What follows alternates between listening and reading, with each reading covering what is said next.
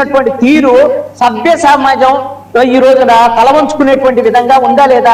జగన్మోహన్ రెడ్డికి ఈ అంశం ఆయన దృష్టికి వచ్చింది కదా, ఎన్ని రోజులైంది? జగన్మోహన్ రెడ్డి ఎందుకు రెస్పాండ్ అవ్వలేదు? ఎందుకు మీలాంటి వాళ్ళందరూ కూర్చొని కనీసం జగన్మోహన్ రెడ్డి కన్నా చెప్పరు? మీరేమో అసలు ఆవిడ ఏమనలేదు, కేసులు పెడుతున్నారు. నాయకుడు అమ్మో అయ్యో అని ఈ రోజున ఇలాంటి మీకు సింపతి రాకపోగా ఈ రోజున మీ మీద వ్యతిరేకత వస్తుంది. కృష్ణాంజలి గారు, ఒక ప్రశ్న. ఇప్పుడు మీరు అంటున్నారు మీ నాయకుడికి మీరు వెళ్ళి చెప్పరా అన్నట్టు, అలాంటి అవకాశం వాళ్ళకు ఉందా అని అడుగుతున్నాను నేను. అది వన్ వే కమ్యూనికేషనే కదా. ఉన్నప్పుడు అవకాశం లేదు, ముఖ్యమంత్రిగా ఉన్నప్పుడు అవకాశం లేదు. ఇప్పుడు ఓడిపోయి కూర్చున్నాడు కదా, ఇప్పుడు కూడా లేదు కదండి అక్కడ. ప్రస్థానం పెడతాడు ఖాళీ. ఇప్పుడు వచ్చి అందరితో ఫోటోలు దిగుతున్నాడండి. ఇప్పుడు ఆ నలుగురిని దాటి, ఆ నలుగురి పేర్లు మీకు తెలుసు, ఆ నలుగురిని దాటి ఎవరైనా ఒక సామాన్య కార్యకర్త మాజీ ముఖ్యమంత్రి గారి దగ్గరికి వెళ్ళగలరా? ఆ నలుగురు ఆ కోటరీలో ఉండి చైనా వల్ల ఉంటారు. వాళ్ళు జల్లెడ పడతారు, ఇట్లా జల్లెడ పట్టి ఇలా జల్లెడ పట్టి. వాసుదేవన్ గారు ఈ మాట చెప్తే శ్రీకాంత్ గారు ఏమంటారు తెలుసా? లేదు నేను మొన్ననే కలిశాను జగన్మోహన్ రెడ్డి, ఫోటో కూడా దిగాను. శ్రీకాంత్ గారే కాదు, మొత్తం ఇప్పుడు ఉన్నటువంటి అందరితో కార్యకర్తలతో అందరితో దిగుతున్నాడు ఫోటో. చెవులో చెప్పండి అంటే ఈయనకున్న పోస్ట్ ఊడిపోయిద్దేమో, ఉన్నటువంటి పోస్ట్ ఊడిపోయిద్దేమో అని భయం. ఇప్పుడు జగన్మోహన్ రెడ్డి దగ్గర ఎవరు మాట్లాడకపోతే రేపు పొద్దున జగన్మోహన్ రెడ్డికి డిపాజిట్లు ఎక్కడ వస్తాయండి? పులివెందల్లో నేను జగన్మోహన్ రెడ్డికి డిపాజిట్లు ఎలా వస్తాయని నేను అడుగుతున్నాను. మీ సంగతి వైఎస్ఆర్ కాంగ్రెస్ ఒకసారి బెంగాల్ కమ్యూనిస్ట్ గురించి చెప్పుకోవాలి. సీఎం అని అర్పించుకున్నారు. 28 సీట్లు వచ్చినటువంటి ఉత్తరాంధ్రలో 2 సీట్లు వచ్చాయి 2024 ఎన్నికల్లో. మీకు సీఎం ఎలా అవుతాడండి జగన్? కృష్ణాంజలి గారు, ఆయన ధోరణి ఎలా ఉంటుందంటే, మీకు బెంగాల్లో ఒకప్పుడు వామపక్షాలు వాళ్ళు ఓడిపోయారనుకోండి, ప్రజలు తప్పు చేశారంటారు వాళ్ళు. ఇప్పుడు వీళ్ళు కూడా ప్రజలు తప్పు చేశారు, ప్రజలు మమ్మల్ని సరిగ్గా అర్థం చేసుకోలేకపోయారనే ధోరణి. సరే, శ్రీకాంత్ గారి దగ్గరికి వెళ్దాం. శ్రీకాంత్ గారు, కృష్ణాంజలి గారు విమర్శ చెప్పారు. విమర్శ మీకు కొంచెం పెయిన్ఫుల్గా అనిపించవచ్చు, బట్ ఆ విమర్శని మీరు ఒక ప్రొయాక్టివ్ అప్రోచ్ తోటి కనుక తీసుకుంటే మిమ్మల్ని మీరు మెరుగుపరుచుకోవడానికి 11 నుంచి కనీసం 100 దాకా వెళ్ళటానికి ఏదో అవకాశం ఉంటుంది. మీరు ఆ మోడ్లో లేరు కదా, మీకంటే ద రిసీవింగ్ ఎండ్ మీ దగ్గర లేదు. అంటే మీ నెట్వర్క్లో ఏంటంటే రిసీవింగ్ ఎండ్ అనే మాడ్యూల్ లేదు అసలు. మీరు చెబితే వింటాం, చేసుకుంటా పోవటం అంతే. ఒకటి వాసుదేవ్ గారు, కృష్ణాంజలి గారు ఈ రోజైతే మొత్తానికి అంటే నా సబ్జెక్టులో ఈ రోజైతే తప్పకుండా వాళ్ళు అంటే ఫెయిల్యూర్ అయినారని కాదు, వాళ్ళు మాట్లాడదలుచుకోలేదు, సున్నితంగా పక్కన పెట్టి వేరేది మాట్లాడినారనేది స్పష్టంగా అర్థమవుతుంది.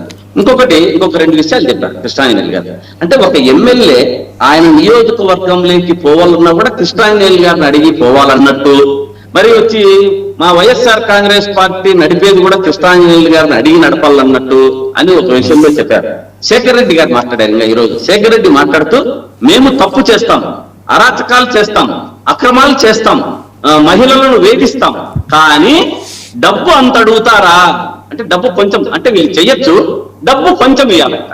అంటే డబ్బు అంత అడుగుతున్నారు, చాలా తప్పు, 2 లక్షలే లేదు 20 కోట్లు ఎక్కడి నుంచి వస్తుంది అంటే చేసేది మాత్రం వాస్తవం అని ఒప్పుకున్నారు. పోనీ రైట్, గుడ్. దానికన్నా నేను అభినందిస్తున్న బ్రదర్ నేనే. ఎందుకంటే అక్రమాలు చేస్తారు, అరాచకాలు చేస్తారు, భూదందాలు చేస్తారు, మద్యము విచ్చలవిడిగా పారిస్తారు, మహిళలను వేధిస్తారు, కానీ డబ్బు మాత్రము తక్కువ అడగండి అనే స్థితిలో చెప్పారు. Very good. ఇంకొకటి మన కృష్ణాంజలి గారు చెప్పారు, అరెస్టులు. మేము తప్పు చేయడంలో మేము తప్పు చేస్తే అరెస్టులకు ఎవరు బాధపడడం లేదు, చేయమంటున్నాం. కానీ ఒక మహిళను అక్కడ కనపడుతున్నది, ఒక భర్తే భార్యను నైటీ చించి తప్పుడు కేసులు పెట్టడంలో మేము దాన్ని వ్యతిరేకిస్తున్నాం. తప్పుడు కేసులు ఎవరు? అక్కడ ఒక భర్త భార్యని చించుతున్నాడు, బాగా కనపడతా ఉంది. ఇది దీని అక్రమం కేసు అంటారా? దీని అక్రమం అని రాంటున్నా, సక్రమమా? ఇది మీరెళ్ళి దాడి చేయటం సక్రమమా? అరే మీరు మళ్ళీ దాడి అంటారు. ఒక ఎమ్మెల్యే వాళ్ళ కాన్స్టిట్యున్సీలో గలాట జరుగుతా ఉంటే పోవడానికి కూడా మిమ్మల్ని అడిగి పోవాలా? ఏదైనా జరిగితే పోయి అక్కడ చూడ్డానికి అధికారం లేదా? నాకు అర్థం కాలే. ఇది కూటమి ప్రభుత్వమా, అప్రజాస్వామ్యమా, ఆటవిక రాజ్యమా? ఏంటి సార్ ఇది? ఎక్కడికి పోతున్నాం మనం? ఇదే కంటిన్యూ అయితే చాలా ప్రమాదకరమైన పరిస్థితిలో కూటమి ఆల్రెడీ అంచులకు చేరుకుంది అని ఆ ప్రమాదాన్ని Next ఇంకా కూడా రాజశేఖర్ రెడ్డి. జాగ్రత్తగా పరిశీలించడం లేదు. ప్రజలే ఎదురు తిరిగే పరిస్థితి దగ్గరలో ఉంది. ఇది ప్రజాస్వామ్యం. ప్రజలను ఒక పక్క వేధిస్తున్నారు, నాయకులను ఒక పక్క వేధిస్తున్నారు, మహిళలను ఒక పక్క వేధిస్తున్నారు, భూదందాలు చేస్తున్నారు. సరే శ్రీకాంత్ గారు ఒకటే ఒక ప్రశ్న అండి, మీ నాయకుడికి మీకు ఒకటే ఒక ప్రశ్న. శ్రీకాంత్ గారు ఒక్క నిమిషం. శ్రీకాంత్ గారు, మీ నాయకుడికి మీకు ఒకటే ప్రశ్న. మీరు ఓదార్పు యాత్రలు, భరోసా యాత్రలు, ఇవన్నీ ఉంటాయి, భుజం తట్టి బుగ్గలు పుణికి తలనిమిరే యాత్రలు చాలా చేశారు కదా. సరే, రోడ్ యాక్సిడెంట్, ఆ ఫ్యామిలీ ఉంది శ్రీకాకుళంలో, వెళ్ళి విక్టిమ్ అండి, వాళ్ళు పాపం వెనకబడిన కులాలకు చెందిన గొర్రెల కాపురు అనుకుంటాను, అతను చనిపోయాడు. వెళ్ళి అమ్మ దురదృష్టకరం, ఇలా జరిగి ఉండాల్సింది కాదు, ఒకవేళ మా వైపు నుంచి ఏమన్నా పొరపాటు జరిగితే మేము తప్పనిసరిగా మీకు అండగా ఉంటాం, ఓ 2 లక్షలు 3 లక్షలు మీరు ఖర్చు పెడుతుంటారు కదా, ఇచ్చి కనీసం సాంత్వన వచనాలు పలికే ఔదార్యం, ఆ సౌహార్ద్రత కూడా మీకు లేకపోవటం జనం గమనిస్తున్నారు. శ్రీకాంత్ గారు, జనం ఏం పిచ్చోళ్ళేం కాదు. మీరు ఎప్పుడూ ఏంటంటే బాధితుల పక్షాన్ని వచ్చి మాట్లాడట్లా, ఎవరైతే దౌర్జన్యాలు దాడులు చేస్తున్నారో వాళ్ళ పక్షాన్ని వెళ్ళి మాట్లాడుతున్నారు. నేను కేసు టు కేసు, ఇది కేసు సెన్సిటివ్ ఉన్నదండి, ప్రతి కేసుకి విభిన్నమైన వాదన అక్కడ కనిపిస్తోంది. బాధితుల తరఫున వెళ్ళి వాళ్ళని కనీసం ఓదార్చడానికి ఏంటి, మర్చిపోయారా? ఓదార్పు యాత్రలో మీరు ఇంతకుముందు చేసినవన్నీ మర్చిపోయారా? మీరు ఎక్స్పర్ట్స్ కదా, బుగ్గల పుడికి తల నివరటంలో ఎక్స్పర్ట్స్ కదా, మీరు చేయట్లేదేంటి? జగన్మోహన్ రెడ్డి గారు ఎప్పుడు కూడా ప్రజల పక్షాన, బాధితుల పక్షాన, మన వంశీకృష్ణ పోలీసు వీళ్ళ అరాచకాలకు, అక్రమాలకు, అకృత్యాలకు చంపి పడేశారు. ఎవరు పక్క పోయి మాట్లాడాడండి? వంశీకృష్ణ పక్క మాట్లాడాడు. క్రాంతి అనే అబ్బాయి చనిపోయాడు. వీరు వేధింపులకు తట్టుకోలేక ఎవరు పక్క మాట్లాడాడండి? అతని పక్క మాట్లాడాడు. సుగాలి ప్రీతికి వీళ్ళు న్యాయం చేస్తామని అన్యాయం చేస్తున్నారు. శ్రీకాకుళం కేసు అండి, ఆ యాక్సిడెంట్ కేసు వెళ్ళి అక్కడ దాకా వెళ్ళారు కదా, అప్పలరాజు రెడ్డి పరామర్శించడానికి వెళ్ళారు, అక్కడ వెళ్ళి పరామర్శించడానికి ఏం పోయింది సార్? మీ సొమ్మేం పోయింది? శ్రీకాకుళం కేసు కూడా యాక్సిడెంటల్ కేసు. మా నాయకులు పోయి లోకల్ గా వాళ్ళని కలిసి వచ్చారు. యాక్సిడెంట్ ను వీళ్ళు ఒక హత్యా నేరం కింద చిత్రీకరించి ఒక సీగిలి అపరాధులు అనేటట్టు ఒక బీసీ సామాజిక వర్గంలో గొంతు గడము బాధ నిలిపిస్తారు కాబట్టి అక్రమంగా అరెస్ట్ చేయాలని అనుకుంటున్నారు. ఒకటి, ఈ ఉత్తరాంధ్ర పర్యటన ఉన్నది వాస్తవంగా. ఉత్తరాంధ్ర పర్యటన అనేది జగన్మోహన్ రెడ్డి గారి యొక్క దీంట్లో వారు మామూలుగా పర్యటనిస్తే మేము ఎప్పుడు జనాల్ని ఎవరు చూడం సార్. వీళ్ళకి రారు కాబట్టి చంద్రబాబు నాయుడు గారికైనా, పవన్ కళ్యాణ్ గారికైనా, లోకేష్ బాబు గారికైనా జన ప్రపంచనమే జన ప్రపంచనం. అటువంటి విజయశేఖర్ రెడ్డి గారు మాట్లాడతారండి. సార్, జగన్మోహన్ రెడ్డి గారు ఉత్తరాంధ్ర పర్యటనకి వెళ్ళారు. సీదిరి అప్పలరాజు కొడుకును కేసులో బుక్ అయ్యారు, అతన్ని మాడారు. మరి అదే రకంగా మీరు అన్నారు కదా, దానయ్య అనే వ్యక్తి కుటుంబాన్ని కూడా పరామర్శించదు కదా అని. సరే, సార్ అతనికి 45 ఏళ్ళు వయసు అయిపోయిందని మాట్లాడాడు. సార్, దారుణాధిదారుణ విషయం ఏంటంటే ఈ రాష్ట్రంలో, ఈ దేశంలో ఇంతవరకు ఎక్కడా చూడలా ఒక రాజకీయ నాయకుడు 45 ఏళ్ళు వచ్చిన వ్యక్తిని పట్టుకొని అతనికి వయసు అయిపోయింది, అతను ఒక గొర్రెల కాపరి, రోడ్డు మీద పోయే దాన్నయ్యని మాట్లాడాడు. సరే, ఇంతకన్నా దారుణం ఎక్కడ చూసాం మనం? అంటే 45 ఏళ్ళ వయసు వస్తే ఇక అతను చనిపోవడానికి అర్హుడా? అతను చంపేయచ్చా? అతను చనిపోయినా ఇబ్బంది లేదా? సరే, మరి జగన్మోహన్ గారి వయసు ఎంతండి? 50 ఏళ్ళు కదా. మరి ఇప్పుడు ఆయన పోయే కాన్వాయ్ని ఏదైనా ఒక లారీ వచ్చి దురదృష్ట సేవతో ఏదైనా జరిగితే అప్పుడు మనం ఊరుకుందామా? కేసు పెట్టద్దా? వాళ్ళు ఏం మాట్లాడద్దా? అంటే జగన్మోహన్ గారు ఆ రకంగా దానికి ఒత్తాసు పలుకుతున్నారా? సార్, ఒక పాయింట్ ఒకటి.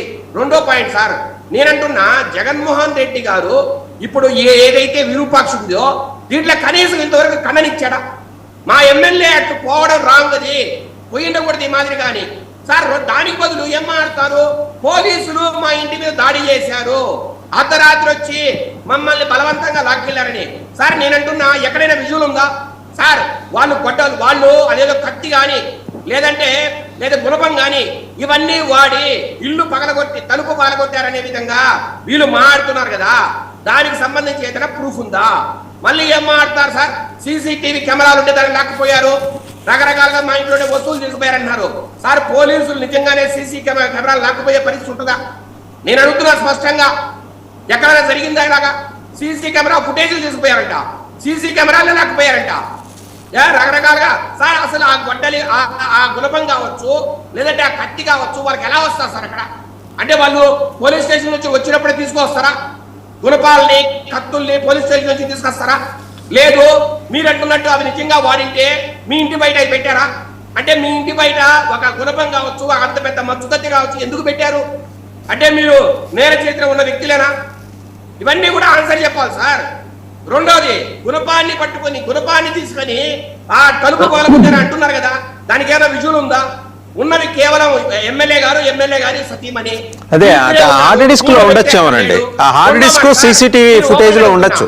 విజయశేఖర్ రెడ్డి గారు you are raised a valid question అండి. మీరు అన్నది కరెక్టే, విజువల్ ఉందా అన్నారు కదా. పోలీసులు ఒకవేళ నిజంగా తీసుకెళ్ళి ఉంటే ఆ సీసీటీవీ ఫుటేజ్ లోనో హార్డ్ డిస్క్ లోనో ఉండొచ్చు. అది కూడా వెరిఫై చేయిద్దాం. ఎనేహో మీరు చాలా నిష్పాక్షికంగా అరవ శ్రీలతో సహా చాలా అంశాలు నిష్పాక్షికంగా మాట్లాడారు. కాబట్టి మీలాంటి నాయకుల ఆధ్వర్యంలో ఆ నిజాలన్నీ బయటకు వస్తాయని ఆశిద్దాం. Thank you very much Vijayasekhar Reddy గారు, జ్వాలాపురం శ్రీకాంత్ గారు అండ్ కృష్ణాంజనేయులు గారు, అందరికీ ధన్యవాదాలు. సో ఇదండి ఆలూరు వైసీపీ ఎమ్మెల్యే విరూపాక్షి చుట్టూ అలుముకున్న వివాదం. మనకి ఏది తోస్తే అది మనం వెళ్ళిపోతాం, దాడులు చేస్తాం, సయోధ్య అంటాం. ఇది వైసీపీ.